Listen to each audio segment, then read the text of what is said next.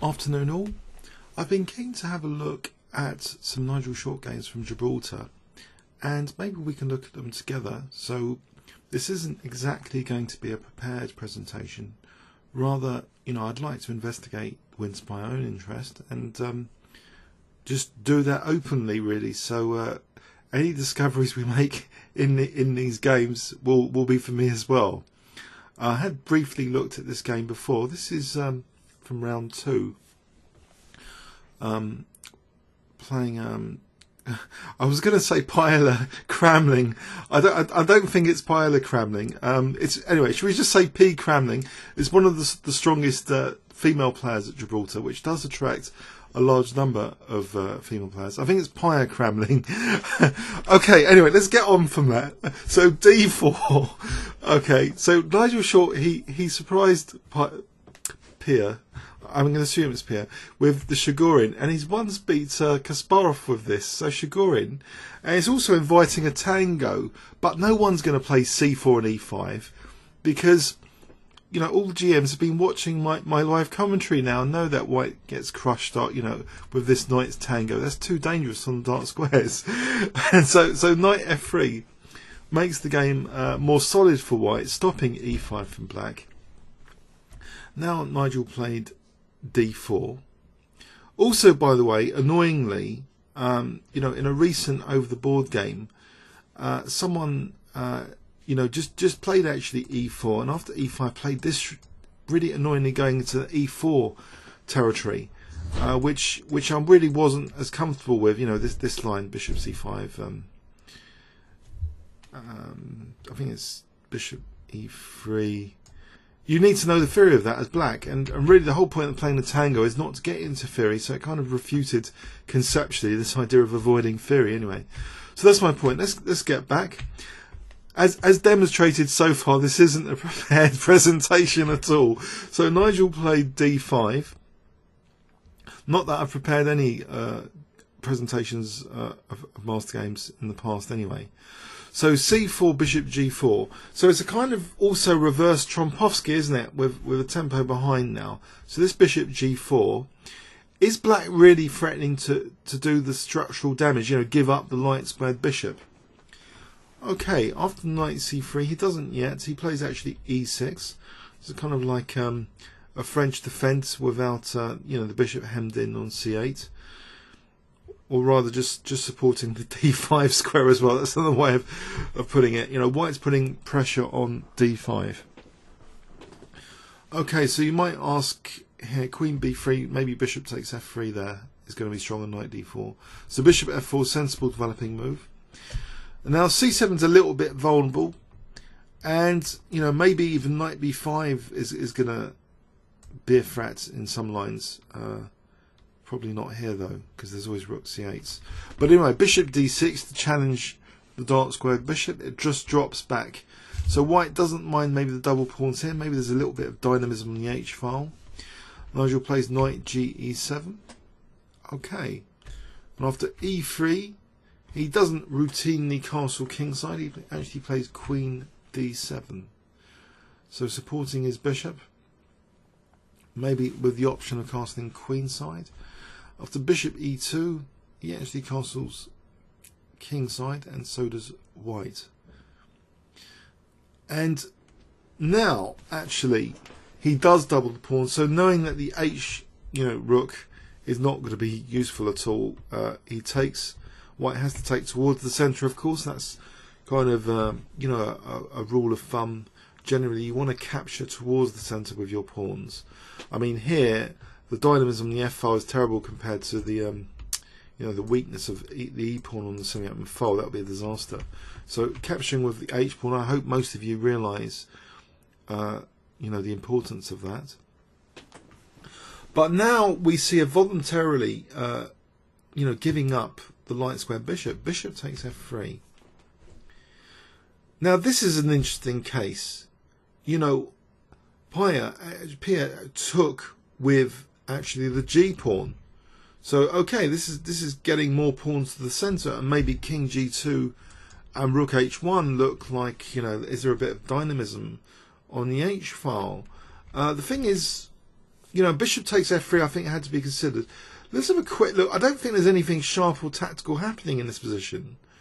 I think both moves, they're weighted a little bit the same, actually. Actually, give a slight preference to g takes.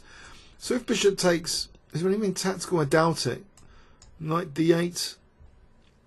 Might can try opening up the position. But here, yeah, maybe white has a small advantage. This could be better than the game continuation. Maybe this idea of e4 is not so bad if bishop takes f3. That actually has a bearing then on events, because with g takes it's a little, maybe it's a little bit more passive. G takes, there isn't the e4 available, and if black plays something like f5, I don't know. Well, actually, Nigel had a better plan than f5 anyway. So let's go back to the game and turn off the engine. So in the game, knight d8, and we're about to see a beautiful targeting of these double pawns. If assuming f4 is going to be played, the f5 square is kind of key for black here. And have a look at this gorgeous knight manoeuvring. Knight e6, and the knight's about to be fianchettoed soon. So Nigel, with his knight retreat, is allowing for c6 to support d5. But now he's fianchettoing the knight. He plays the move g6. And, you know, Nxd4 once, you know, obviously he was very enthusiastic about blockading double pawns, especially with knights. That was his favourite kind of blockade. He was a bit biased to knights blockading double pawns. So knight g7. And look at this. I just get this elevated sense of aesthetics from this game. How white is restrained. Nigel's not too scared about the semi-open H file against his king. He's like playing it like Nxd4. And he once beat Kasparov, as I say, in this. It's like, I think that was a blitz. That was a rapid play game, 30-minute chess. Maybe I'll put the link in the description. It was quite dramatic, actually. Nigel's king was going up the board towards the end of that 30-minute game. Okay, so knight e2, rook a e8, a bit of overprotection perhaps of e4, naturally centralising the rooks. Okay, the rooks haven't got any blasting lines to go to now. Now we get this knight e5. Is it just strategic aesthetics, or is there a harsh practical reality to it? Well, I think that there is a harsh practical reality as well. You know, bishop f5, the knights recharge each other, they're supporting each other on f5. This f5, you know, does white really want to create more kingside weaknesses to play g4 to kick it? Or, you know, d4 will be weakened if e4. So it's got a harsh practical reality, as well as being, you know, strategically elegant. And I think that's increased my interest to actually look at Nigel's wins recently, because, you know, his play's beautiful. Basically, it's beautiful. I find this a beautiful position for black. It's, you know, Chigorin would be proud, Nxd4 would be proud. Nice blockade on f5. So rook e1, and now we have a kind of overprotection strategy, which again is not beauty for its own sake. It's restraining e4. If the rooks double on that, you know, semi-open file, restraint occurs. Knight f3, now f6 to stop the knight perhaps going to e5, which could be a problem. b4, so is white really seriously considering a minority attack? Well, it has to be parried. a6, a4, so we have a minority attack from white. Now, one of the ways of trying to neutralise the pressure of such an attack is to fight against b5. So Nigel does that here, I think, with knight d6. So he's actually, you know, maybe potentially going to have more support for b5 when it happens. Queen b3, and in fact, you know, maybe, you know, white could have tried b5 here to make sure white can get that in. Is there a big problem with playing b5 here? Let's have a quick look at it. b5 is a pawn sack. Is it just losing a pawn for nothing? A takes, a takes. Ripper actually gives a slight advantage for white here, because the damage is done. The pawns are diced. Maybe that was worth a punt. you know, queen b3, if these pawns can be mopped up, then this one's going to be a target. This one's going to be weaker. You know, rook c5. The whole point, I hope you guys are aware of the minority attack principle. I think it might actually come from Pillsbury in our Evolution of Style series. Harry Nelson Pillsbury popularised the minority attack. The minority of pawns here is going against the majority rather bravely to cause, you know, fracture, basically. That's the minority attack. Dicing. Even sacrificially here, you see in this variation, whoops, that it would cause damage. Now, Nigel's obviously concerned about it. Maybe White should have played it. But to stop b5, this is a bit of a concession now. b5 from black weakens, though, the dark squares. And technically, Rybka actually likes White here, because also there's a peeling option on the A file, as well as c5 being potentially weak. But is c5 really an exploitable weakness? Who's got the knights in this position? Black's got the knights in this position, not White. So maybe, you know, that's being factored in, that Nigel thinks this hard bind move, although weakening c5 isn't that exploitable. In fact, c4 is going to be useful to peg one of his knights into. So it's interesting trade-offs all the time here. Is White actually going downhill from this position? Because this minority attack idea is being wiped out. Black can increase the overprotection on e4. It's got a nice blockade on f5. The h file play is really nothing to speak of at the moment. So White maybe is turning attention to the a file now. Engine off. So a takes. Here there's a break in the centre using this pin now on the king. So things are sharpening up now. But is it weakening, you know, White's pawns a bit, the d4 pawn? Well, Nigel uses his c4 square to block out that diagonal. So now we have e5. And now the dynamism is addressed here. Knight e6, another nice blockading thing, putting pressure on d4. Could White have just taken, though, on f6? That's another question here. Taking on f6. I'm loath to stick an engine on, but e takes f6 is another fairly tempting move here. Because what White played was actually bishop f1, and Nigel played f5, which seems to be favouring the knights, because you really want to close the position often if you have the knights. Give your knights nice blockading squares. So why wouldn't White be tempted for e takes f6 here? Let's have a quick check on this position. Actually, Rybka likes bishop f1 very much. Bishop f1 is obviously doing something, maybe adding support if needed to d4, if a rook can immediately protect d4. What else is it doing? Is e takes f6 terrible? Is there something nasty about ef6? Whoa! Whoa!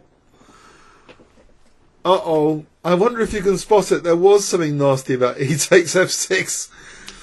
See, when they've got lots of time to think and we're just casually spectating, going through the game, of course we're going to miss things, which is one of the benefits of engines. We can see the mysteries a little bit of this game unravelled. If I give you 10 seconds, can you spot a good move for black here, starting from now?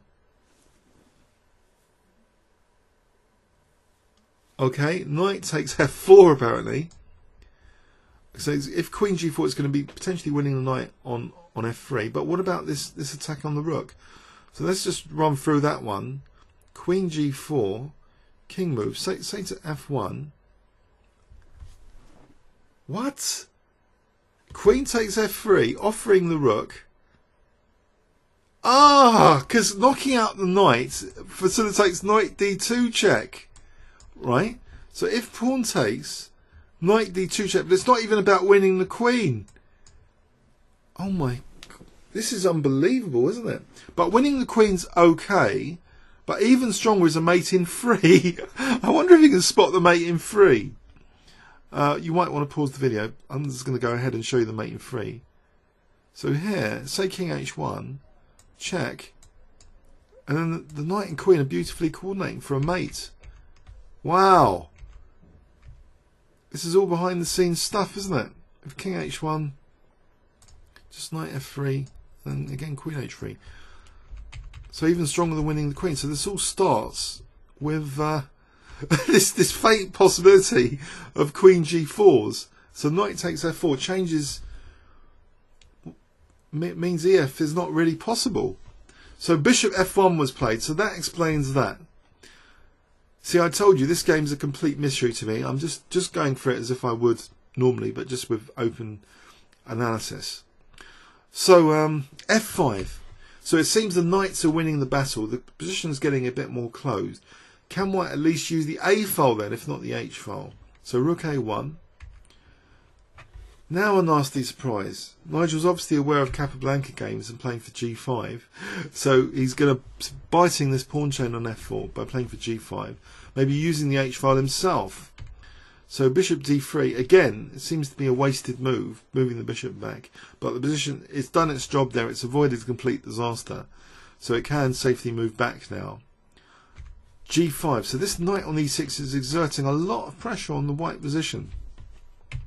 Rook H1. Can the H file be used?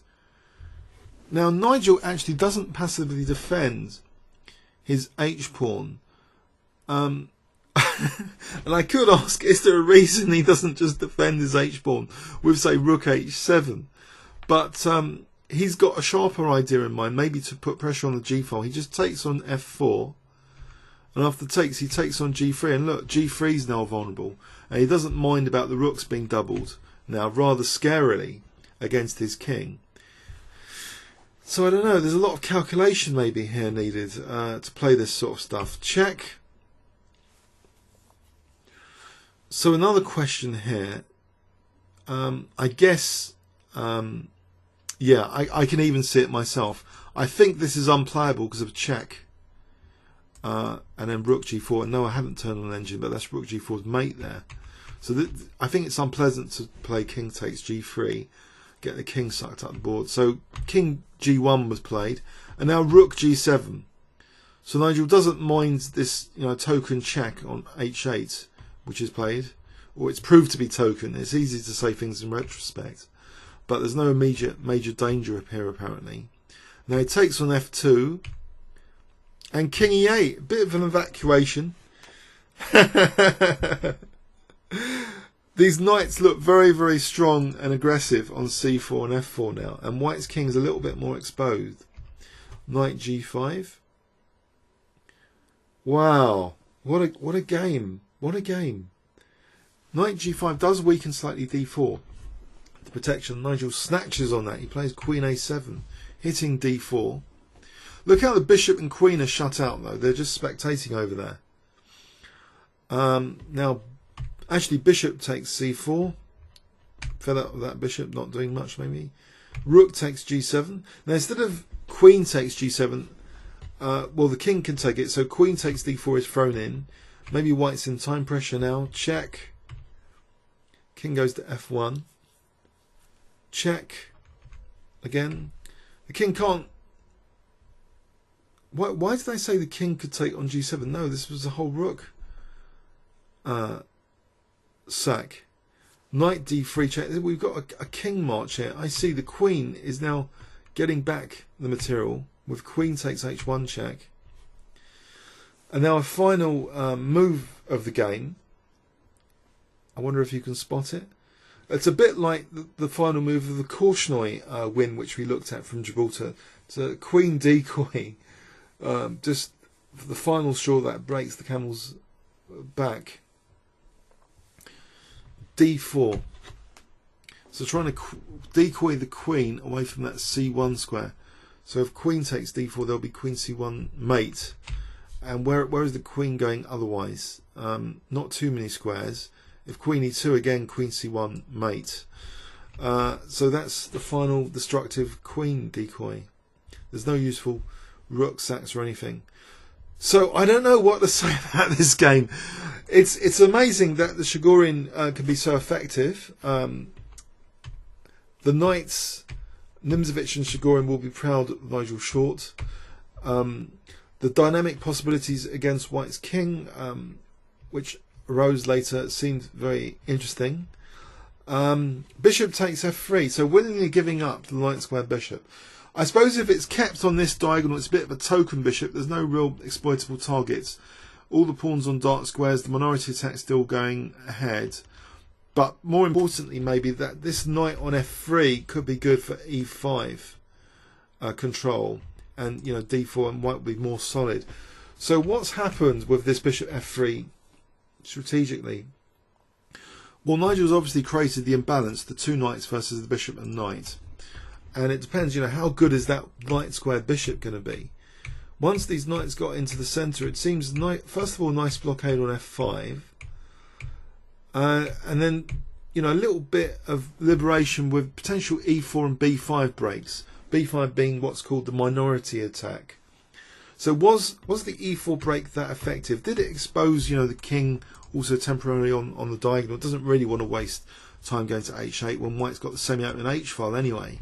So it's just sitting there for that diagonal to be blasted open now, with not, you know, b5 and e4 being the thematic breaks, which queen b3 is designed to facilitate. So this radical idea, clamping down, okay, as long as you're not providing clearly exploitable weaknesses, you can get away with moves. If it's just theoretical weaknesses and white really hasn't got the knights to exploit c5, then is c5 a big deal? It just provides a nice peg, in fact, for c4, a knight on c4.